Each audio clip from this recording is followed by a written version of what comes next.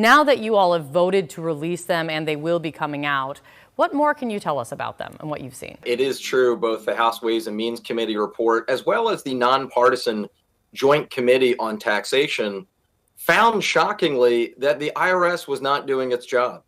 Now, why weren't they auditing the returns of President Trump for 2 full years? Why did they only start literally the day that our committee's chairman sent the letter requesting this information in April 2019? That is very suspicious. Were they just grossly incompetent?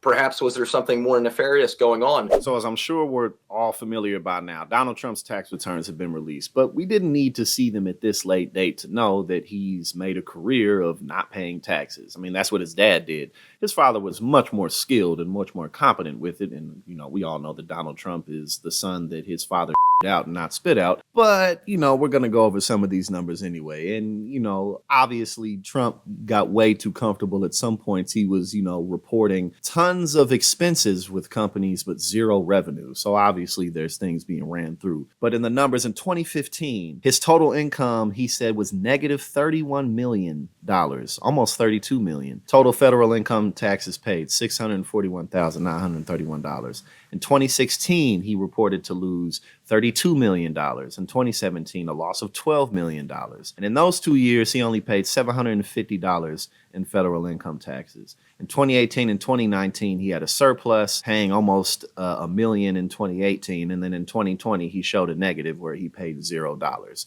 So obviously, there's all types of rigging going on. There are hundreds and millions of dollars of unsubstantiated deductions taken by the former president that shockingly the IRS didn't ask for any further proof of. I have constituents here in Philadelphia who are grilled if they're applying for the earned income tax credit. Some 33% get audited. And here you have someone clearly in the top 1% claiming hundreds of millions of dollars of tax deductions, and the IRS just didn't even look for further information. And clearly he didn't want this information released. He's been fighting to have this information not to be released for a long time, mostly because it'll, put a dent in the I'm a super genius billionaire. Obviously he's just a tax fraud and he gyps people. He doesn't pay them. And I mean, he ripped off his voting base for hundreds of millions of dollars, didn't put the money into campaigns, and race after race after race for candidates that he's backed, they're continuing to lose. And that's why the Republican Party, especially the establishment and the insiders, are trying to move over to Ron DeSantis. I don't really think that Donald Trump's base really cares about his tax returns more than they care about the agenda being pushed forward. So again, it'll be really interesting to see how this really ends up playing out within the Republican Party, because even though Donald Trump is on the ropes, Ron DeSantis isn't going to be able to tiptoe his way into a Republican nomination. He's really going to have to throw haymakers and fight. Let's see if he does anything with this information released. I haven't seen this discussed much in public.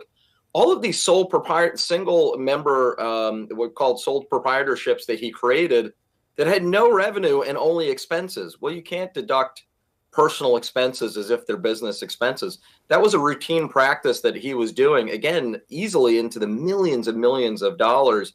These are things that are clear red flags that the Joint Committee on Taxation found. And nobody can really pretend like he's being treated unfairly or like this is something out of the ordinary. Everybody else who's in that office releases their tax returns on a basis before they're in office, including, which he didn't do. Data show that the IRS only started to investigate him in 2019, basically when the Democrats really started to push for it really hard, which goes to show why it's so important on who's in these positions.